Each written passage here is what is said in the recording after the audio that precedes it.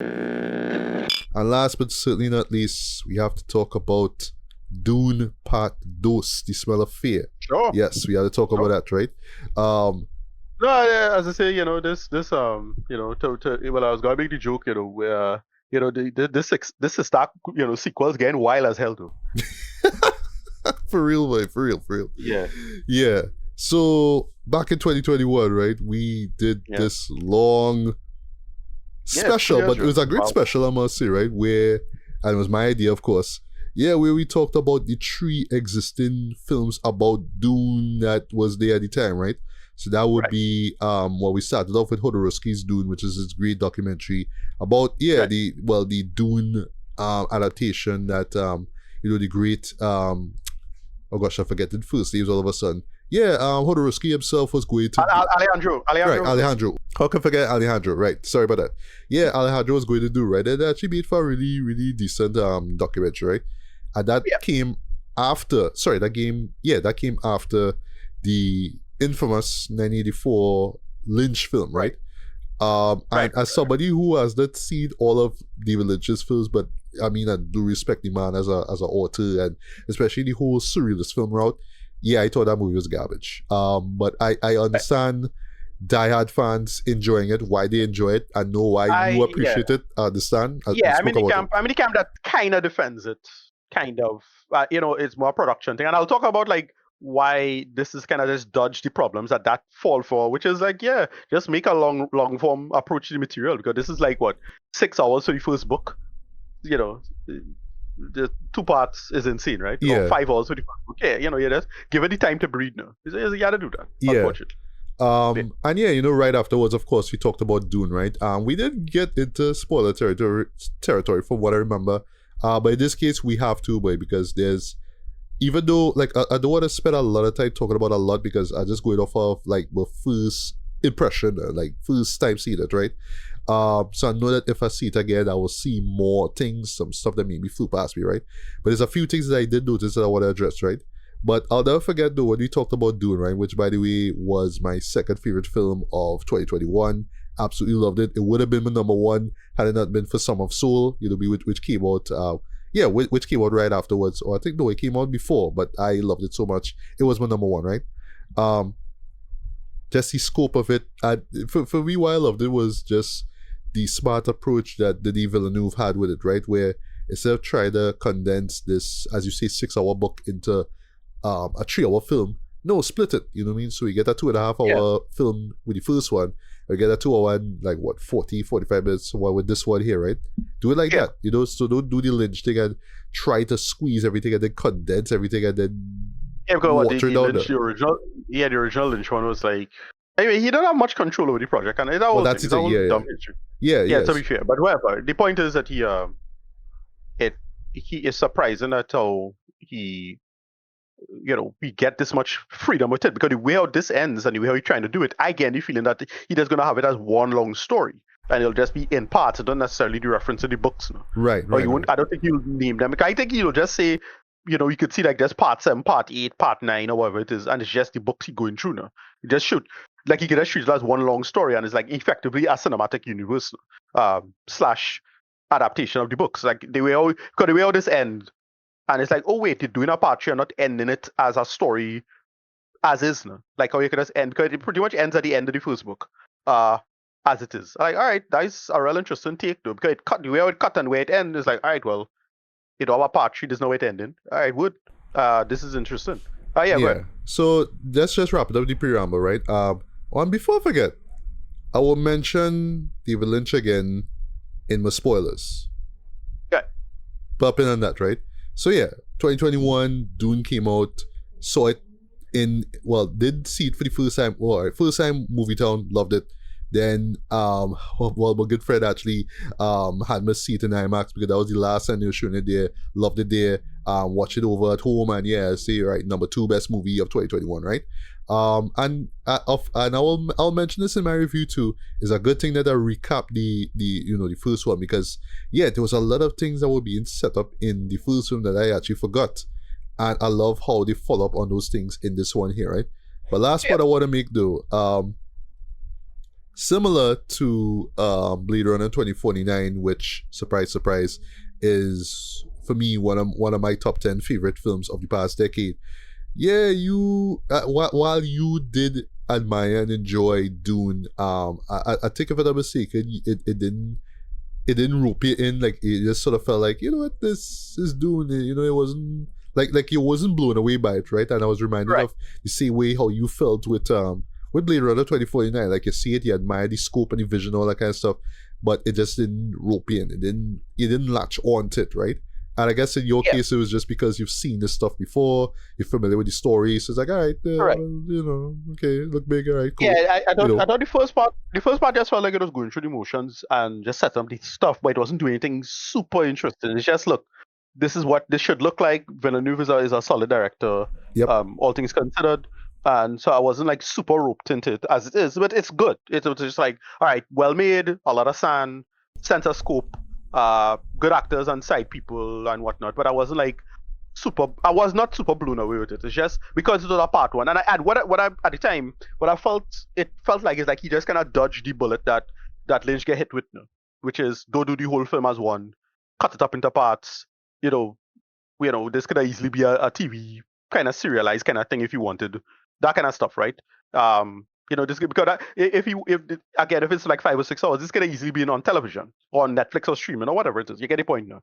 But he decided to make a big cinematic thing out of it. Fine. So that's why I was not blown away with it.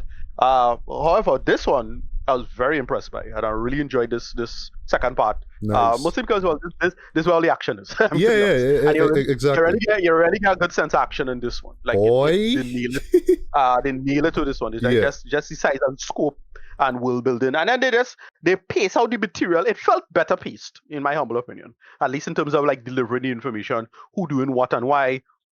He reframes things in really good ways. I like, so all the religion stuff is framed very well, which was not clear at all in the Lynch film. That was like one of the bigger downfalls of the Lynch film. Mm-hmm. But in this, they really get a sense of anthropology. Again, with Lynch was more Lawrence of Arabia, right? This more felt like Jarhead Dread. Like they just yeah. Whole, yeah. Good reference there, man. Yeah, borderline Hurt Locker stuff. You really get the sense of the American, interventions in the Middle East kind of aesthetic of a lot of this stuff, and especially the discourse. And right now it's particularly relevant, right? With the news today, and so on and so forth. Dude, and I know we're not gonna get into spoiler territory, right? And by the way, I want you to do the synopsis, please and thanks, right? Sure. When a character shows up and shows off something, I just stay thinking war on terror, like this is a war on terror reference right here. But I felt like it was just a dated reference, but that's what came to mind, right? But I'll mention who that character is later on, right? But yeah, Ricardo, take it away. What was part 2 of Dune about? Sure. So it's part 2, the ball getting rolling. They basically do the time skip from Paul meeting Chani. Chani is the guild as Zendaya's character. Sean Young, if I remember correctly, in the original. She basically the desert body. He had a meeting a desert body, right? And you can't right now the body of the bodies right now Zendaya. Is running things in terms of she's one of the head people. Well, not head people. She's kind of one of the big, like, influential people in the desert tribe. So what they get into is that he kind of see the vision of the future and he kind of worried about it, which is a big vision of the future contrived by the Bene Gesserits. Now, Dune is a big, sprawling, convoluted narrative, but basically these warrior nuns, manipulative kind of nun types manipulating politics. They kind of manipulate the future by creating someone of the Kitsat Haderach. And it's a person who's supposed to have all their powers, but also a guy, because all of their races are a bunch of women. He have a big issue with this because they basically, if I borrow from the hero's journey, this is the reticent to accept the call, as they say, right? The denial of the call, but in this case, it have a good reason to deny the call. If he wins, he's not worried about if he loses. He worried what happens if he wins, and that'll be like a nightmare to him. Because it causes basically somewhat of a very dystopic future, and he worried about that. But the desert people, this is the Freeman, they they want that because this guy fulfilling all these supposed prophecies, but the prophecies was implanted by the same Bene Gesserits. So some people know it's manipulation, other people don't care, and they believe in the bullshit. Right? Don't really matter because they're fighting all on one side against, the evil, bald, white skinned people, the Harkonnen. And yeah, that is about that. It get wild. You have the Emperor, who is played by what do you call him? Christopher Walken. Which shocked me though. I was like, hey, right. you in this? So I knew he was in the film, but I forget he was in the film. That when I saw him, like, oh yeah, right. But it was funny just to see him because he was reasonably serious. They make it work now. He didn't feel silly or funny or anything like that. Just you're so accustomed to Christopher Walken being goofy though. At least my generation are accustomed to him. But in this, he was solid. But yeah, it's just a bunch of big players coming together. Paul's mom, she gets pregnant a second time, but she survives a process. Also, another part of the prophecy. And so on, so a lot of skullduggery and histories start being revealed. Who Paul's mother is related to and why, what was supposed to happen involving Paul himself. And there's a whole piece of drama with respect to that. And then, well, the bad guy set up himself, good guy set up himself, and it's time to cut everybody ass, right? But the whole cutting of ass is not a good idea because it could lead to more ass cutting that you don't want, maybe. And so on and so forth. Pretty good. I enjoyed it. I make the kind of funny sex joke with no femboy fade. Austin Butler playing Fade. He's not a femboy like Sting was, but that's still fine. Nice about it. Pretty badass. Good action. That is why this works. It has sense and scope of things. Really, really, really enjoyed. That is why I dug it. Just little simple stuff like him getting the big worm. I forget the mother of the worm, Shalahud or whatever it was. I forget all the names and things in this stuff. So I'll try to remember. But that is all this big scope. And why it works so well is that, again, very war and terror, military, almost like Jarhead kind of stuff. If you remember Hurt Locker, or if you remember what was the movie where it had a big sniper sequence with that fellow from not Full Metal Jacket. No, Avengers. Oh gosh, Falcon. Who was his name again? He had a movie with another. Oh shit, where's the name of that movie? Not American Sniper. No. No, not American Sniper. It had a big sniper sequence. I think it's the bombing movie because it had that famous sniping movie. Yes. Yeah. Hurt Locker. Right. Had a sniper. Hurt Locker had a sniper sequence, right? Mm-hmm. Yeah. So Hurt Locker, right? So it's like that, very Hurt Locker. It have a lot of like cool action in terms of where the technology was. Villeneuve does a great job with the world building and just the physicality of everything. The sand is everywhere. The world building, the stuff with water. It had a nice little cool sequence with the baby worms and how the poison is formed, but is the water of life, and why and how and why, and so on and so forth. All this stuff is like really good and engaging because it doesn't feel as awkward and clunky as the Lynch film did. I love some of the stuff from the Lynch film, but yeah, it doesn't gel together as well as this does. This just comes together so well because it flows a lot better into the story because they have all the big plot reveals, especially involving Paul and his mother and what Paul was intended to be. And that's like a really interesting kind of conceit and twist. A lot of it works in terms of coming together. One problem, I remember a lot of people complaining about this, but I thought it fit well. So it's to borrow from somebody. I don't think she was necessarily wrong, but I think I don't remember if I responded to it, but I remember with Black Panther. I forget who it was complaining. One of the other critics was complaining she had an issue with Shuri being too smally for the role now. Like looking like a kind of baby kind of character. But like to me, that was the point. Like this person not supposed to be in this position of power, that kind of thing. And it's the same thing with Paul. Kyle MacLachlan is still too big manish. Like he's supposed to look like a little boy, That's his cell. And so on and so forth. So and that is where this works really well in terms of the idea of Paul having power, but he's still a baby, but he's getting older and you could tell. But it's still a little boy, And so on so. So he on the one end, because he's still looking like a little baby boy, trying to command a presence, but I think the whole point is that it's supposed to be kind of unnerving and not supposed to be, and it's clearly a product of contrivance, but at the same time he does have the power to do it. So they have that discordance that really works with the material. At no point he looks like he's supposed to be commanding because he's not a big hardback man. Still a little boy, still kind of, for lack of a better word, kind of twinky, right? A little bit, right? And it make it work in terms of the conceit, but it's really well done. Everything comes together really well. Good action. I kind of love this. I didn't expect to enjoy it as much, but yeah, it's pretty badass. All right. So to Yeah. quote my own Facebook post, right? It came to mind as soon as the movie ended, right? If all right, so basically Warner Brothers did the Academy as in the Academy of Motion Pictures and blah blah blah, right? They did them a favor by holding back the release of this show because yeah, remember if you remember initially this movie was supposed to come out in November of last year, right? And it didn't. If this had dropped the scene on the initial date, boy, this would have swept the Oscars. This would have swept the Oscars. Yeah. I don't have a problem with that type of speculation, Matthew. I think you might be right. Yeah. Cause boy, talk about stepping your game up, Chad. Like just when the Yeah. first one raised the bar, this one just took the bar and placed it higher on its own pedestal. You know what I mean?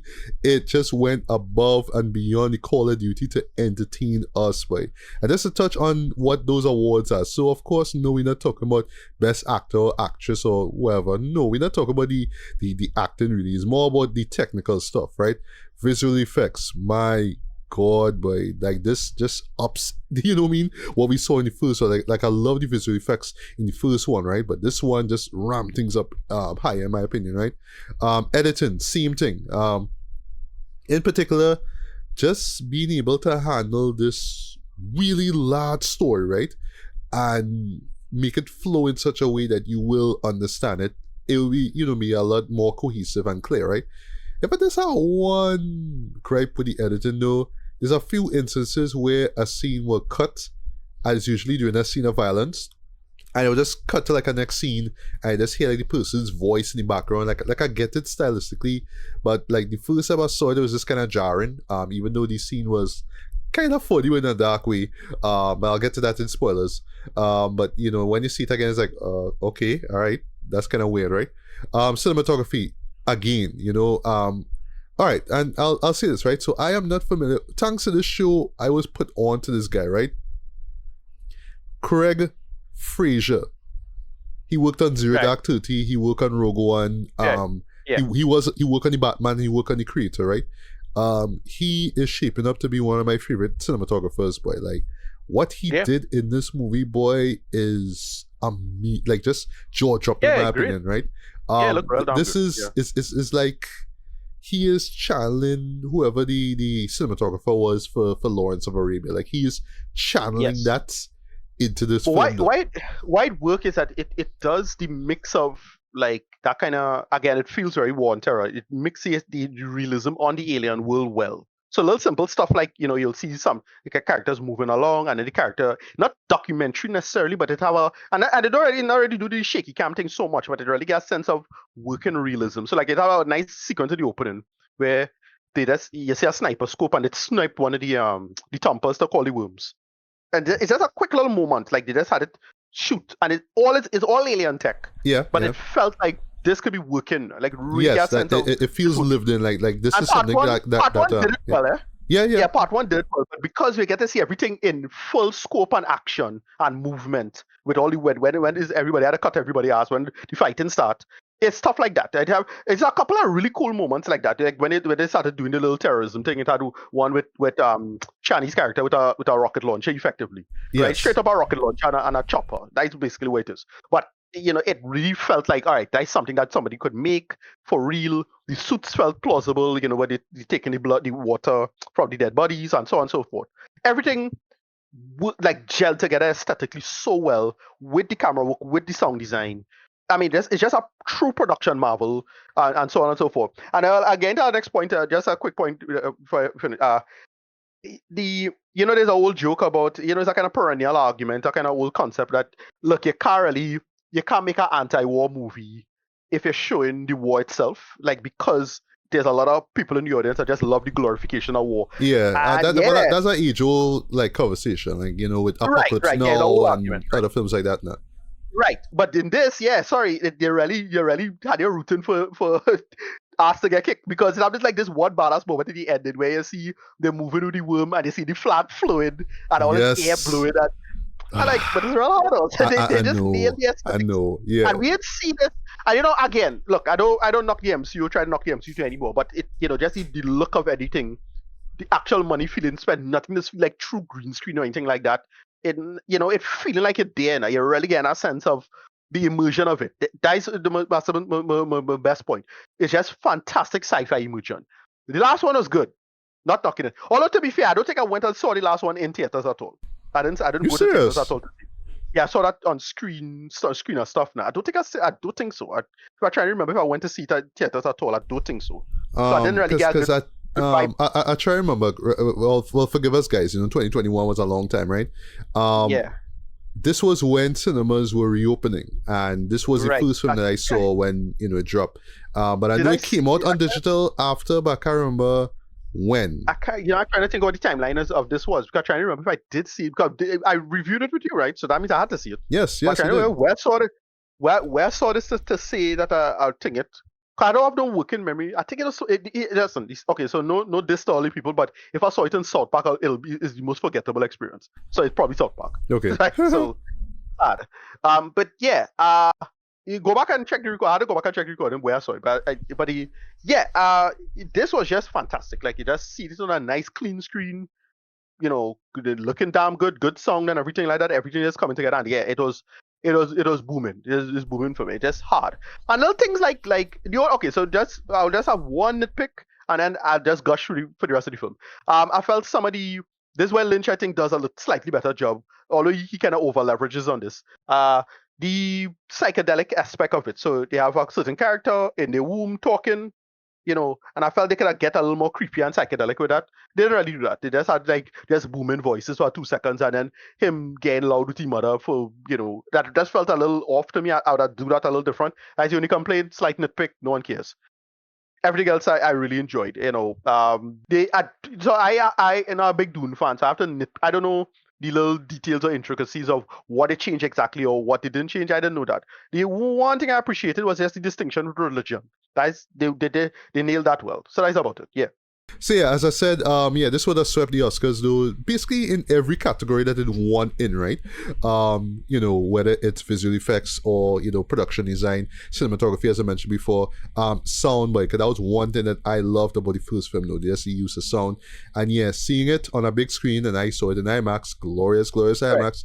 Yeah, boy, the sound was loud. It was booming. It was It was just like my ears were overjoyed. They were overjoyed by just the abundance in the music, which once again is done by the OG himself, Hans Zimmer. The score itself, actually, just come to think of it, though, is a lot darker and a little bit more surreal than the last time, though. I didn't think that was possible, you know what I mean? Especially when you get to the main theme song, is the song that with that chant which you love. Woman yelling in desert. I love that. I can hear that for these. I mean, I actually love the soundtrack. That was actually my pick for best sound. Best original score, and it won, right? But yeah, what they did with the score here was great, though. I love how it's even more tense than the one we had last time, right? Performances are strong across the board, though. I love what they did, how they would just expand on certain characters. One big criticism was not enough Chani, right? And yeah, you get to see Zendaya in it, right? Had a lot of depth, well, for her character in it as well. One thing though, she really nailed that stoic face though. She have this pissed off, angry face though. And then later on, it's kind of funny when she does it towards Paul. But it was funny, right? Speaking of which though, the character arc that Paul went through in this though, from the first one, was amazing, Dread. And Timothée Chalamet really rise to the occasion with that one. You buy into him with his doubt, with his concern, with being this messiah. And I'll talk about the part that he goes on, right? But yeah, the part felt logical. It felt like this is what he needed to do, right? I even felt, Lady Jessica, played by McGill, Rebecca Ferguson. Right. Because, and I'll just say this right off the bat, right? I would argue that you need to watch over the first one. My friend who was with me when we saw it, he didn't see it. Well, he didn't rewatch it, and he felt it wasn't necessary. I was like, you kind of have to. And it's a good thing that I watched it over because, not only does this show continue literally with the last film stopped off, right? But just little bits of story and character development that they set up in the first one carries across here.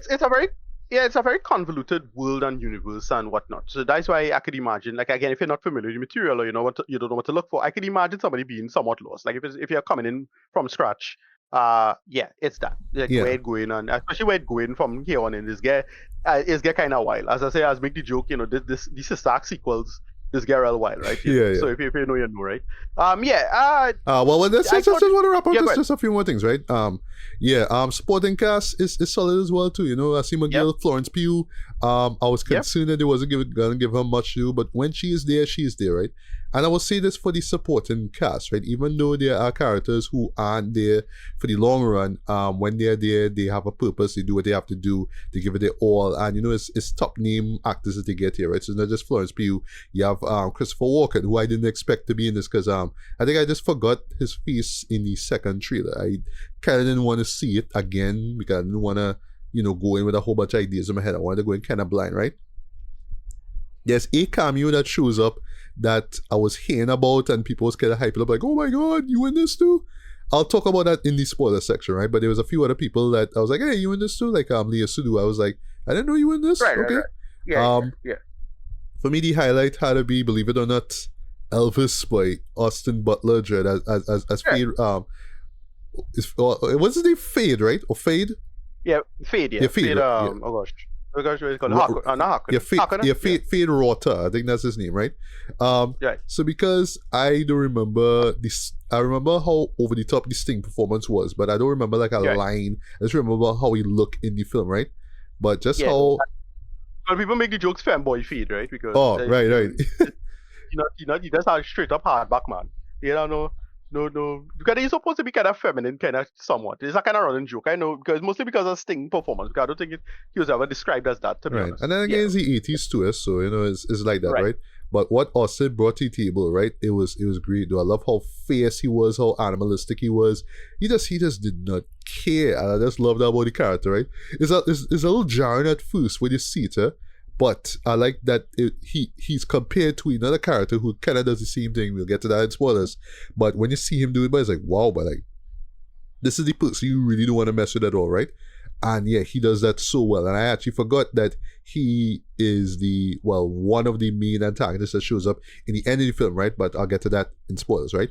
But really though, why I love this film so much is the scope of it though. Just everything felt bigger. There were more stakes involved. I love that they focus a lot more on the Freeman, you know what I mean? And just what they're going through. As you mentioned, with the religious aspect of it, I love that as well too, because yeah, it can't just be, the Messiah. I like that there are skeptics involved. I like that, we have Javier Bardem, who killed it in this film, by the way, right? Yeah. Yeah, who's pretty much amorphous in this film, right? He just really, really believed deep down inside that Paul is the one, right? But I like where that goes with that too, right? Alright, I forgot to mention, right, Rebecca Ferguson, where her character went though, was great. And, it might feel kind of jarring at first when, all you just remember is just, oh, it's Paul's mother. But even if you remember when you rewatch the first film, it's like, yeah, you could kind of see that she has plans of her own. That's all I'll say without spoiling it, right? Well, that's right. That's the story. Yes. The mere fact that Paul was born. The simple fact that Paul not supposed to be born. Well, he's supposed to be born, but like there's a big reveal about that. They didn't really flesh that out in this, but when you get to spoil. Yeah. But yeah, at the end of the day though, is the scope and feel of it though. I was just watching this boy, and I was just like, dude, and this is why I suspect, right? And then you wrap up here, right? So in addition, right? So obviously, right? It is one of the best sequels I would say ever made, right? And it's no surprise that, one of Denis Villeneuve's favorite films is The Empire Strikes Back, right? And I believe in that article, Christopher Nolan said, "Oh, this is like your Empire Strikes Back, right?" Okay, but speaking of Nolan, I sense that Villeneuve wants to do what Nolan did, as in make a really successful, very critically acclaimed, and near perfect, if not perfect, trilogy. So this right here, what we see here, Dune, is going to be his Dark Knight trilogy. So that's why I suspect that the next one, Dune 3, which, the way how this ends, yes, it's setting up a third one, will be the last one, and he can just move away and I don't know. I guess Warner could continue to make this. I don't think they should, but if people ask for it, I guess they could continue it maybe in series form. I don't want it to be like the next MCU, and then we have this big cinematic universe, and or God forbid, another Star Wars, and then you had to spend a lot of time trying to catch up on all this stuff. No, you know what I mean. But Right. I see that this is Villeneuve's path. Right? He wants to make his perfect trilogy, and then he can move on and I don't know, maybe make his Oppenheimer, you know what I mean, something like that. Later on That's his the career. thing. That's why I suspect he wants to do. Yes, this is where this ended, because it ended clearly on what I felt like a cliffhanger, but that was the pretty much kind of something closer to the end of the first book. Yeah. Again, I don't know the details of this. Yeah, but we'll talk about that, right? And one more Yeah. thing, right? Once again, boy, when Warner the swing, boy, they just swing hard, boy. Yeah, spending. I am watching all this, boy, and my jaw just dropping at the sound, at the visuals, at the explosions, at the action, at the music. All them tax the tax tricks they do to get all this money, right? Yeah, boy. It is loud, it is bombastic, and I was loving everything about this, right? But I can imagine some people feeling overwhelmed by it, right? It's almost like it's an avalanche, right? And it's just gonna be covered in, I don't know, well, in this case, would be a sandstorm, right? That's how it gonna feel like, where it's a lot that's being thrown at you, right? I was loving all this, right? I should also mention too, right? So props to Villeneuve and his team for this, right? I love that they said they pretty much telling everybody, yes, Dune's a weird book, right? Dune's a weird book.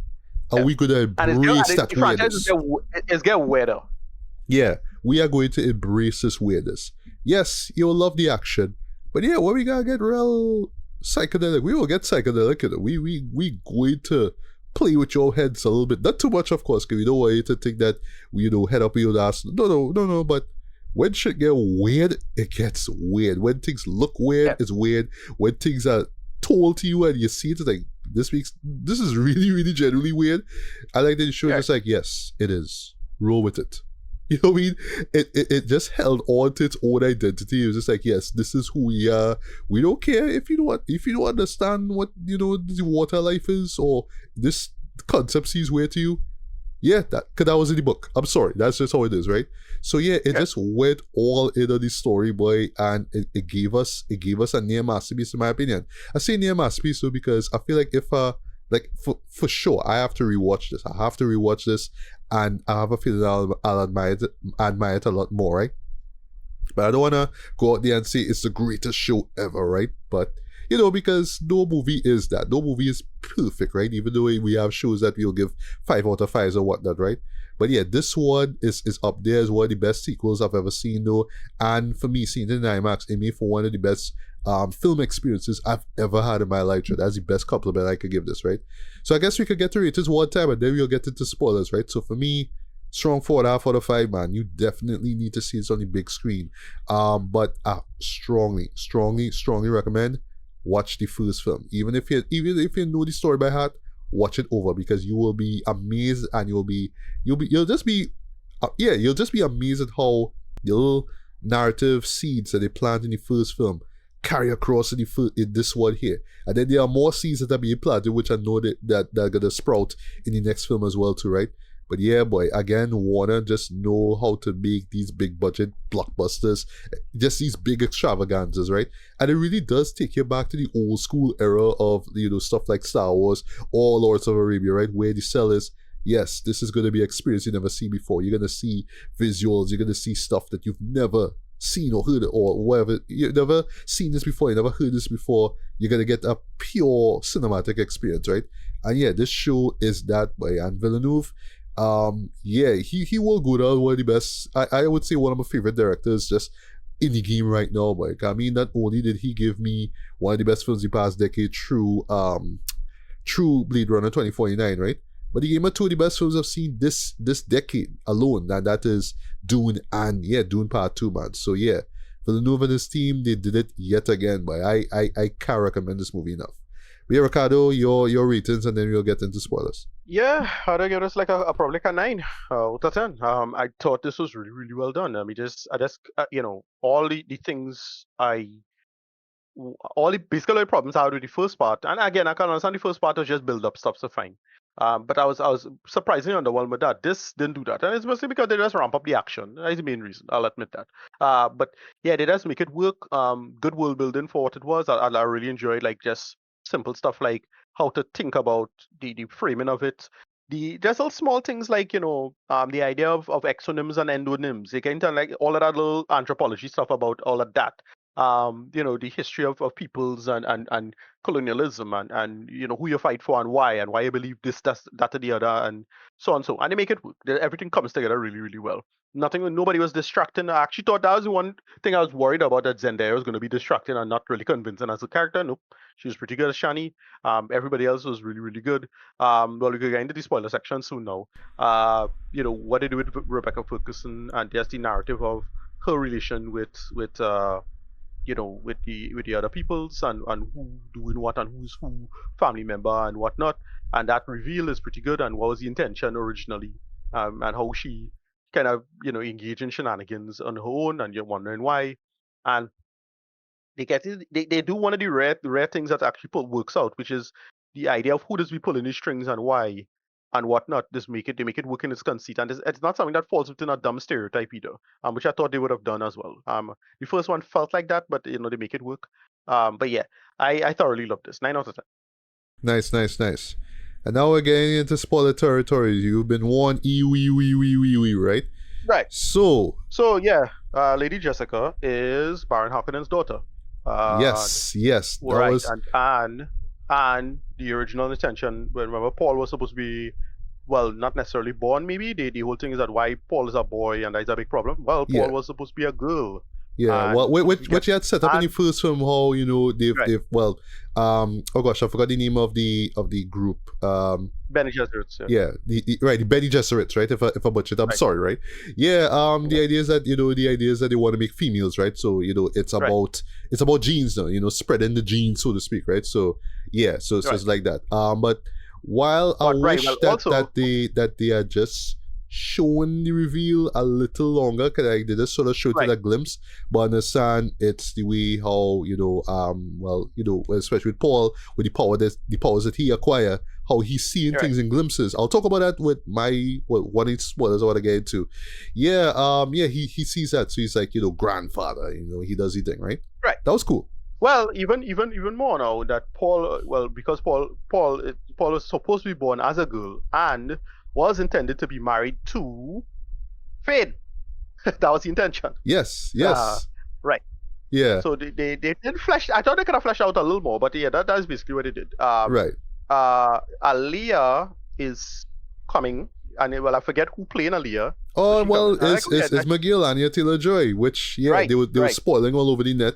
And when I see, I was like, hey, I recognize them eyes. Hey, I thought she was actually going to make an outright appearance in this as a full thing, but no, she's still not appeared yet. So that's why I'm still unclear on where they're supposed to end with this. But again, I think it's basically the Lynch film kind of confused my brain in terms of who's supposed to be where. Okay. Well, I'm actually not surprised that you will think about that movie, because I even though I don't remember much of the Lynch film, because I hated it, I remember like it just had a clear end, like yes, this is the end of the story. Right.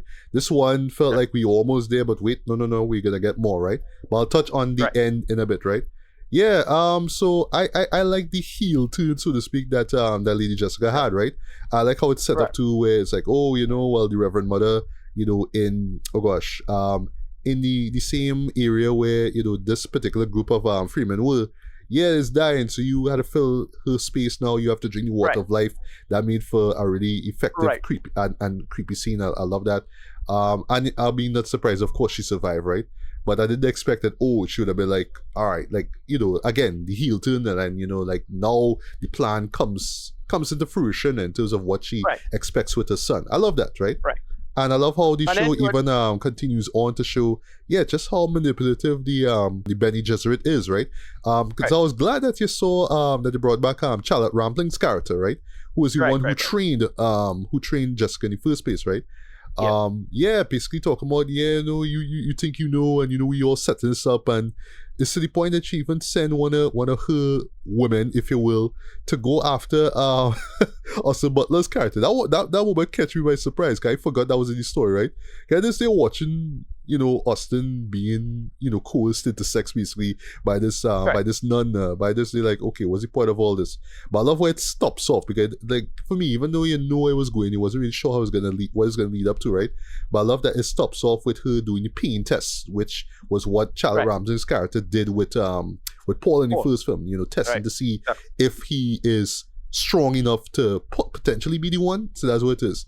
I like how he followed. He's just like, yeah, he enjoyed that pain, and well, afterwards, well, despite all that, yeah, we had sex, and yeah, his seed is in me, so boom, mission complete. You know what I mean?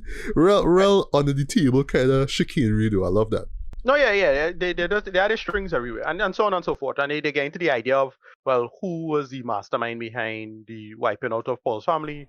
And so on and so forth. And even sorry, that even that I love too, where it's like where it's really them who are pulling the strings, right? But I love though, even though they don't touch it too much, but I just love that he mentions it, right? The Baron saying, yeah, the Emperor sent us to wipe out House Atreides, But imagine if the other great houses find out that it'll be civil war. Then it's just a matter of we, as in House Harkonnen, coming in, taking these scraps, and hey, one of us could be Emperor, or it could be me, or it could be, Austin Butler's character. So I just love that notion, the way it's like, or you feel like I just doing this blindly, like, or they just send me here to the spice planet just because, no, I know, at least in his case, he thinks he knows everything that's going on. I love that, Yeah, so this is all of that. Again, it's a big sprawling universe. This was written in the 60s, so there's a lot of tropes that was a big deal back then. Now just kind of pat by now, but whatever, it's fine. The worm stuff, absolutely love it. Like this desert stuff in general, I absolutely love. Both exterior and interior. Like I love all that stuff. I love the world building that they give the Fremen as well. The emphasis on religion, I really, really appreciate as well too, because it fleshes out the whole idea of him being a messiah, and I like that it contextualizes the whole white savior thing, because I know a lot of people will say, oh, white boy come, in this, with a bunch of like, Milesian people, and now you're gonna save the universe. But I like that they are skeptics and doubters. The story was flip on that. That was the whole idea. Okay. To flip that. Yeah. Oh, okay, right. One thing they did well though. Well, before we get to what they did well, right? So the sandworm stuff was great though. Just the moment with Paul writing it. That alone is worth the price of admission though. Like just seeing that, especially where the camera was, where the sand was like blowing into your face literally. Thank God this movie was in 3D, right? But that sequence worked for me, right? What I love though was how, and it's one of those things you wouldn't think about, but they're like, that actually makes sense. How they navigate from the north to the south section through with sandworms, like but when you see it executed, it's like, boy, that's real hard, right? Also, in the final battle though, when you see those 3 large ones show up, I clap at that. I was like, yes, this is what I paid money for. I want to see that, right? And I was making this joke while I was watching this, right? So you brought up Jarhead and Hurt Locker, with the whole desert combat stuff, right? I was loving that, right? I was loving, how they were taking on the spice machines, or the spice, whatever you call the thing to extract the spice, right? Yeah, the mines, right? I forget. Yeah. I was making this joke, right? I was calling the Freemen in those scenarios sand ninjas. There's a scene where you just seeing like these little devices sticking out from the ground, right? Yeah, the mines, And I just stay watching that, like, oh my god, they actually breathing through that. Right? That is some ninja shit, though. That is when you see ninjas just be like hiding in rivers, and you see the little, bamboo sticking out. But I was like, what? You know what I mean? When there's a sandstorm coming, when they make an attack, or when those oh gosh, the same devices that I mentioned before with the spice mines, right? Make, when dust is brought up, how they sneak through them and just start to cut people down, dread. I was like, sand ninjas, that is some sand ninja shit, you know what I mean? What I mean is just how they move with the dust and the sand in the air. I love that. It's very ninja-esque, you know what I mean? The only thing that is missing is just flashes of light to just show when a sword is moving. But also, I'll mention the fight scenes later on, right? But yeah, I love the fight. I love the action sequences in general. I love those, right? So again, didn't expect. McGill and Taylor Joy was there. I kind of saw it coming that she was going to be, Jessica's daughter.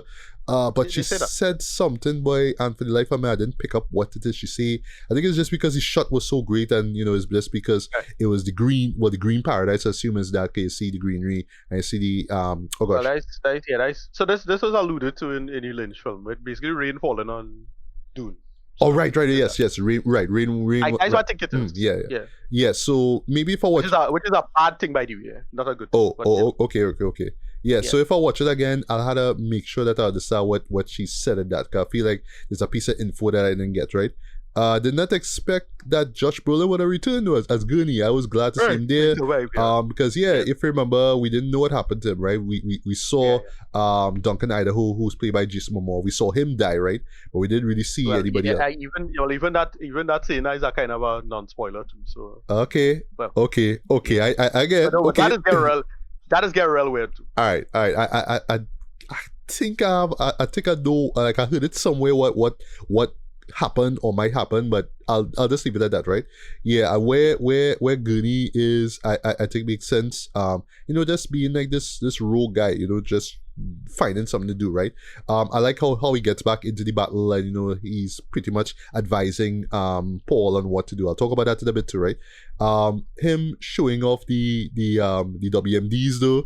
When I saw that, I was that is some War and Terror kind of shit. But basically, what it is like this armory that the Atreides had, right? Every family's have one, Yeah, but for him to reveal it, like when I saw that, I was telling myself, okay, he have idea in mind too, and I wish they had expanded it a little bit more. But you see that he got the scar from Batista's character that was Glossu, right? Yeah, I felt they could expand that a little bit more. But where the scene ends though, the final confrontation, it was quick, but I like it, right? As far as Batista, like he is still the insecure, I'll just talk down to somebody because I wanna please my uncle. Yes, typical bad boy shit. The other character was another annoying thing was this would be a badass thing back in the thing, but they just decide to kill one of the subordinates because they step out of line. Yeah, or they just say something out of timing or something like that though. Batista was doing like the first time he do it was real. It catch me, right? And that's what I mentioned with the editing where like he basically smashes his guy head right on this console and then just cuts him saying find the desert rats, and that's his segue into the next scene. I was like, I probably one of the most common people they kill. Okay. Or like you see it also Butler character, he just slice subordinate throat because they talk out a line or some bullshit like that. Like Austin, but when Austin Butler show up though, he just like sliced two women throat, and they're the ones who basically. Well, that was in the old one. They changed that. Okay. So they had the whole feeding thing, but in this one they've changed it slightly. But I had another moment where they was talking and he just. Oh right, he just sliced a guy because he just sees something, right? I remember that, right? Yeah. But is the moment. It's a dumb thing. Yeah, it's the moment. It's I'm the bully. Look at me, I'm tough, right? But is when Fade say basically force Glossu to kiss the man boot, right? I was like, Batista, you're not taking that from Elvis Huss. Nah man. And I felt it for me though, like just the embarrassment of having to do that. But I was like, you're not you Batista, do a Batista bomb or something. You're not taking that from Elvis though. Like, well, I'm to you, right? You know what I mean? But yeah, Austin made for a great villain, and I will say though, that even though the show stops to tell that story, and that's just a minor gripe, that entire sequence with Fade's birthday and how he celebrated in this arena, that was pretty badass. That entire sequence I fucks with. I loved every single thing about it. Again, it is Warner swinging. It is loud, bombastic, it is booming, it's in your face, everything. But my God, that black and white cinematography, boy. The color scheme, that's what it is. The color scheme, I love that though. There's this great moment where you're seeing what looks like fireworks, but it's actually like ink blotches in the sky. Dog, when I see that, I was like, yes. This entire sequence I love, even right down to him getting the PE test. I was loving all that. But apart of it, I was like, we get back to Arrakis, we get back there? Okay, and then he did. Because the show literally stopped to show you this, but I understand why, right? I don't know if the Baron's death was the exact way how it was in the book or the original movie though. It was a little quick, but I get, right? It was him kind of being looked down on the emperor of all people, and then he literally gets struck down, right? So that was interesting, right? But there is a blink and a missing moment, and because I know my Lynch films, I get it instantly. So remember the last shot that you see of the Baron, sorry, is in the sand, right? This is right after the big battle, right? The final battle, right? If you remember, there's all these bugs crawling on his head, right? And then he shows zeros in on his ear. Do you know what that's a reference to? Yeah, vaguely remember. Okay. That, my friend, is a reference to David Lynch's Blue Velvet. Okay. Because if you remember, not only did that show star the star of Dune, that's Kyle MacLachlan. I know that's not his name, oh gosh, I butchered the surname, I'm sorry, right? Yeah, but it was about his character finding a severed ear in this era, in this clear era, pretty much, right? And that started this whole story, right? But yeah, like when I saw that, I was like, didn't he do a shout out to David Lynch with that one? Because if you think about it, right, it's two films, right? Remember, people was real dogging on Lynch for how bad Dune was, right? His follow-up film was what many people regard as his best work, which is Blue Velvet. So it's almost like this is the follow, like if Dune 2 is the follow-up to Dune, and it's greater than the first one, then Blue Velvet is the follow-up to Dune, and it's a greater film, right? So that's what it is. So I love that shot. It's one of those things that you wouldn't pick up on, but now that I mentioned, I hope that when you see it again, you'll pick up on it, right? So yeah. So the part of Paul himself, I love how there are all these different factors, all these different people who kind of come in and kind of trying to imprint their own idea of who he should be, rather either consciously or unconsciously, right? Whether it's Chani, who just kind of just want him to just be a good man and, be with her and save the people and all that kind of stuff, right? Even though earlier on she was like, no, it should be one of us who should be the Messiah, right? I'll bring up that to the very end, right? Javier Bardem, who really believes that he is the Messiah. The mother who trying to steer him into a particular course, for her coven, if you will, right? And for her own, needs and all that kind of stuff too. Even right down to Josh Brolin's character, you know what I mean? So I just love that everybody trying to kind of put Paul on the part that they think that he should be in, right? To become the Messiah. And yeah, ultimately he just say, well, I choose my own, Or they help me, or at least how I see it is like, or they kind of help me see the bigger picture, but ultimately, now that I drink this water life, yeah, I on my own part now, I seen everything. I love how he just kind of announced big and bold, like, yeah, I know everything now, bitch, you know what I mean? So, well, you could tell me, I know everything, right? Kind of. I mean, according to Bene Gesserit, it's not really. Again, right. But yeah, but again, not. I don't know if Bene is going to change any of that, but again, that was not the case. I understand, and I love that. I love the ambiguity in that too, right? Where, yeah, we think, it's like, the new and the one thing again, right? We thinking, yes, he is the one and he is free, and then you realize, wait, no, this is all a plan and somebody running quality shots, right?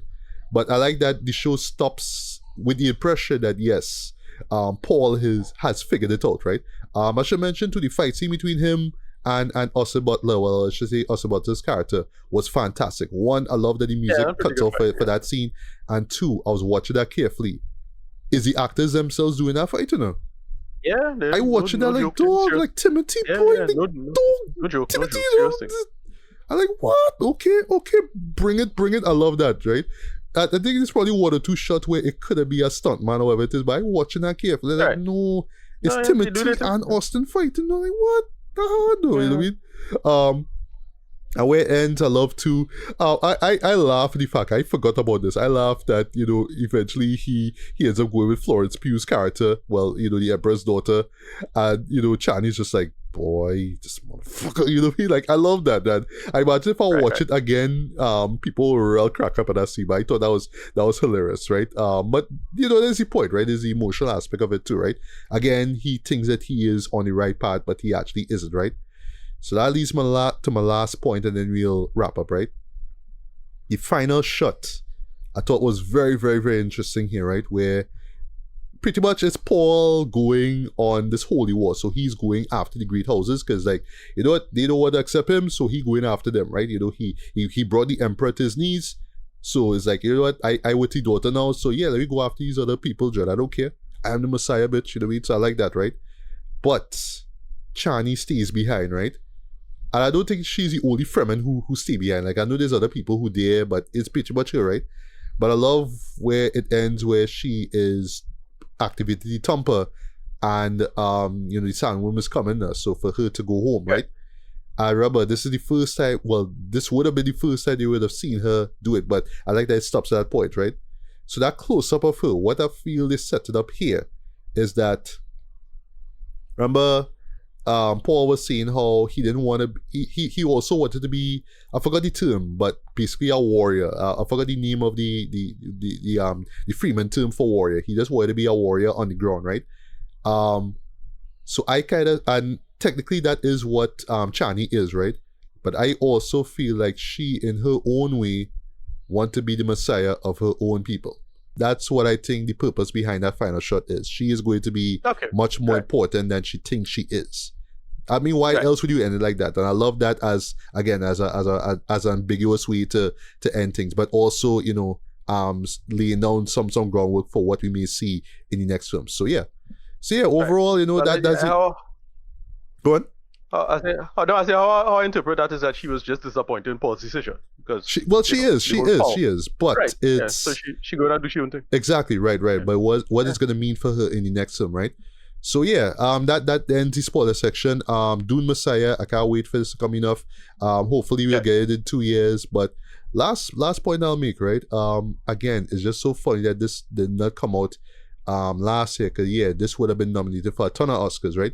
Maybe not best film, right? But boy, best director, Dread. I really feel like Denis went out the way with this to be like, this is for you, Academy. This is for you for snubbing me in the first place. I'm going to show you that I am going to be destined. I am destined to be one of the goats up there. Yeah, it's cool. Yeah, my boy Nolan up there. That's cool. But you know, I should be up there too. You know what I mean? So you know, I know that's the direction he wants to go, right? But I also suspect that by next year Oscars, this show will be nominated as well too. You know. Yeah, and it will win some stuff. I don't think anything. I hope nobody forget, but yeah, no, kind of late. I think people will somehow remember this. I will remember this by year's end, right? But I don't know. I mean, there will be other films to look forward to in the future, but I don't know at this moment what could top this though. In terms of just the presentation, the visuals, the sound, all that kind of stuff, just everything firing on all cylinders. I don't know, but yeah, I could see this not just being nominated for awards next year, but winning awards next year too, right? So yeah, again, you know, Villeneuve really outdid himself for this one, and yeah, I really can't wait to see it again, man. So any last words, and then we can move on? No, we're good. All right, we're good. Okay, cool. I had my last words. All right, well, we good. It's good. We good. I liked it. We good. All right.